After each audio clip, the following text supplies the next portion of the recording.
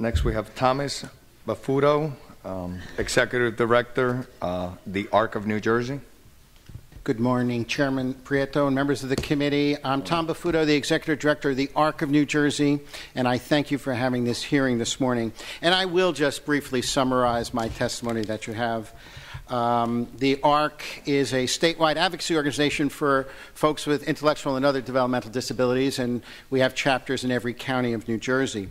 New Jersey's programs and services for folks with intellectual and other developmental disabilities have been dangerously underfunded for years.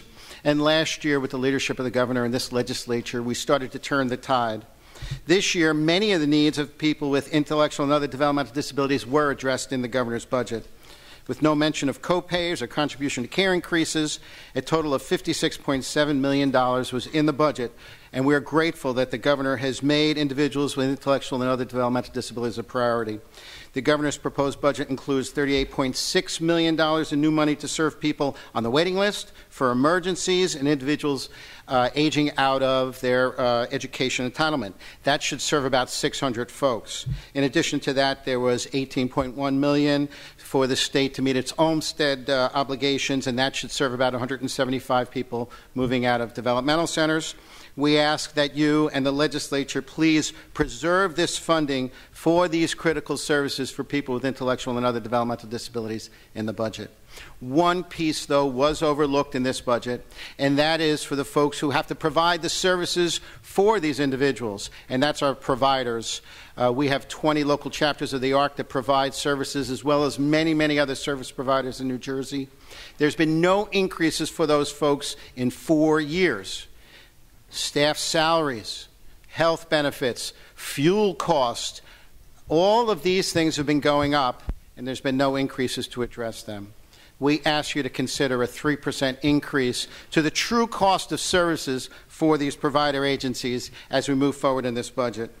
And on a final note, we also believe that renewing the New Jersey Special Needs Housing Trust Fund must be a top priority for the governor and the legislature this year. With me today, I have our board president, Walter Bender, who would like to spend a minute or two addressing you. Thank you for the opportunity to testify. Thank you. Thank you, Tom, and thank you for allowing me to speak. Good morning. As Tom said, my name is Wally Bender, and I'm the board president of the ARC of New Jersey. But more importantly than that, I'm a parent, a father of a 34-year-old Down syndrome daughter, Lisa, who also has some significant medical conditions.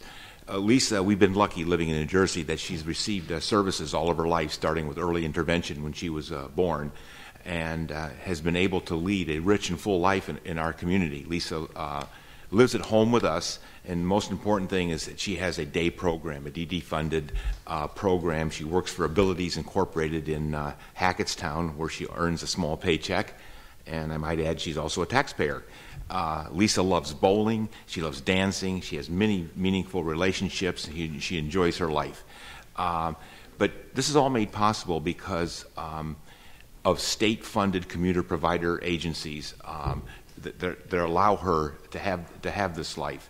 My wife and I are so grateful to the ARC of Morris County, the ARC of New Jersey, Abilities, DDD, the state legislature for making all this possible throughout her life. But we also wonder and worry how this is going to continue, because these same provider agencies that make her life possible are really struggling.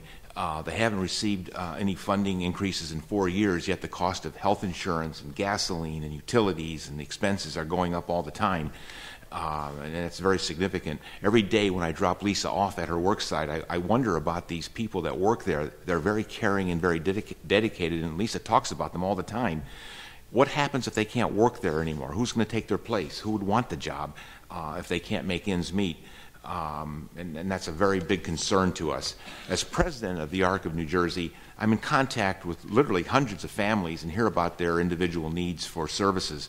And being a parent myself, I understand what they face, understand their challenges, and I know that with the proper services, they can have that their loved one can have a meaningful life.